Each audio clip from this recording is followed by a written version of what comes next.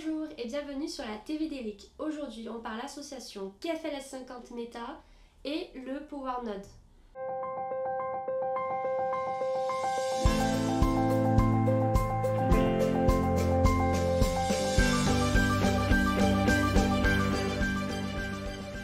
Oui, bonjour. Donc aujourd'hui, on va vous présenter effectivement une association d'un ampli connecté numérique avec les fameuses KFLS50 Meta qui, elles, sont très récentes.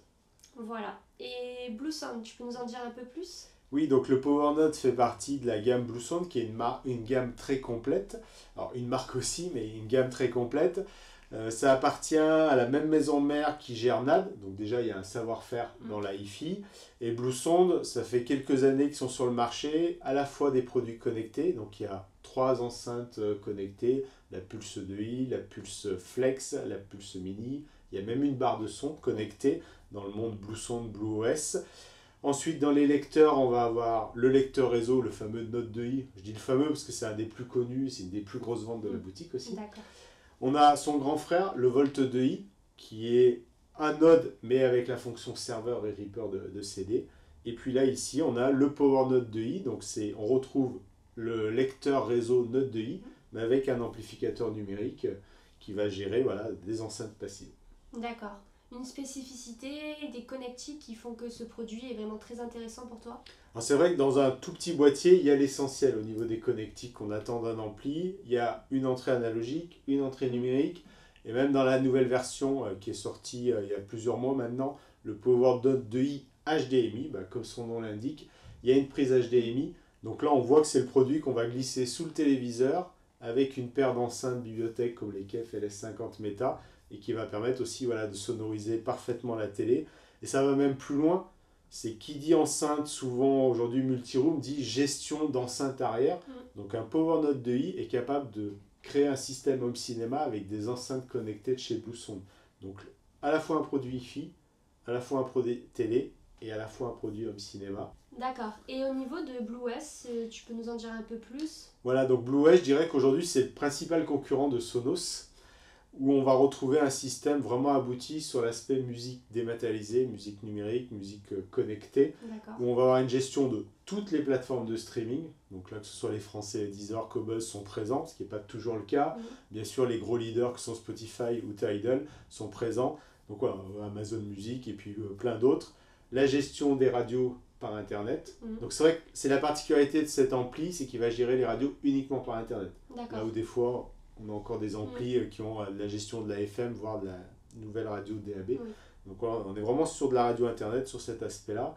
Une gestion aussi des fichiers audio qui soient stockés sur un serveur, sur le Volt, ou pourquoi pas sur une clé USB, parce qu'il y a même une connectique USB. Et pour être très complet, il y a de l'AirPlay 2, du Bluetooth dans les deux sens. Donc je peux envoyer mon smartphone, voilà, et le bidirectionnel, c'est-à-dire que le soir au casque, je peux écouter tranquillement ma musique sur un casque Bluetooth. D'accord, donc on est sur un produit très intéressant. Et les KEF qui sont le coup de cœur de nombreuses personnes, tu l'expliques comment? Effectivement, il y a deux aspects. La qualité musicale de l'anglais KEF qui est indéniable, avec leur fameux UniQ. Donc en fait, c'est un haut-parleur où d'habitude on a grave médium et l'aigu ici. Eux, ils ont tout centralisé dans leur système UniQ. L'argument, et ça s'entend, c'est qu'effectivement, tout le son va arriver exactement en même temps à notre oreille. Donc pas de décalage du fait que les haut-parleurs ne seraient pas placés au même même distance. Donc on a ça sur l'UniQ, donc l'UniQ marche très très bien. Personnellement, je trouve que ça leur donne un look incroyable, très moderne, très différent. On n'est pas sur l'enceinte hi-fi traditionnelle, donc de ce côté-là. Et puis, ce qui plaît, c'est le côté coloris. Oui, parce qu'on a plusieurs finitions, il me semble. Ouais, elles sont très réussies. C'est ce qu'on va retrouver sur les KFLSX, les KFLS50 Wireless 2, les KFLS50, les premières du nom, maintenant les Meta. On est vraiment sur un même univers que les personnes adorent, quoi. Voilà, c'est vrai que c'est à la fois une enceinte qui musicalement marche terriblement bien dans sa catégorie. On est sur une enceinte à moins de 1200 €, qui n'est pas très grande en taille, qui est capable de livrer un super grave, un très bon registre sur les aigus, sur les médiums. Et puis effectivement dans des coloris, on a un rouge, on a un bleu qui sont très sympas, on a un traditionnel noir, avec ce cœur UniQ qui est coloré aussi, qu'ils ont assorti dans différentes coloris. Donc je vous invite à regarder sur la boutique ces différents coloris. Donc voilà, musicalement ça plaît bien. Et puis quand on veut construire un système design moderne, compact, oui. Ben là on le voit. En effet, on a vu plusieurs associations ensemble et c'est quand même une association très design. Donc tout à fait. C'est bien, mais tu dirais quoi? On les met sur pied, on les laisse sur table? Oui, il y a deux possibilités effectivement dans l'approche télé, sur un beau meuble télé, c'est-à-dire un vrai meuble télé qui soit dense et autres, elles marcheront très très bien. Et puis ce qu'on recommande souvent, ça va être de les positionner sur des pieds, juste de part et d'autre. Je dis du téléviseur parce qu'on parle du PowerNote qui a cette fonction HDMI, mais bien sûr en installation traditionnelle hi-fi, on aura uniquement les deux enceintes posées sur leurs pieds. Et c'est vrai que KEF propose des pieds qui, déjà en termes de design, s'accordent parfaitement avec les modèles. D'ailleurs, depuis les Meta, ils ont assorti les coloris aussi, donc on va vraiment loin. Et c'est un pied acoustique, c'est-à-dire que c'est un pied qui va permettre à l'enceinte d'être à la fois hyper stable, mais de continuer à vivre. Donc c'est pour ça que souvent les clients nous disent oui, c'est des pieds, pourquoi ils valent 400 €?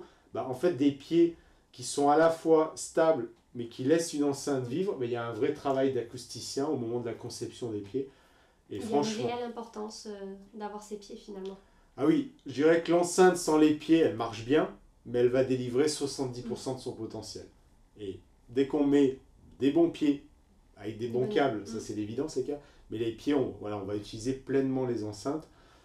Et en plus, elles seront stables, elles seront bien posées en termes de design. Et musicalement, ça marche terriblement bien. Ça assoit le grave, par exemple. Et puis, tous les registres sont pleinement détaillés dès qu'elles sont sur leurs pieds.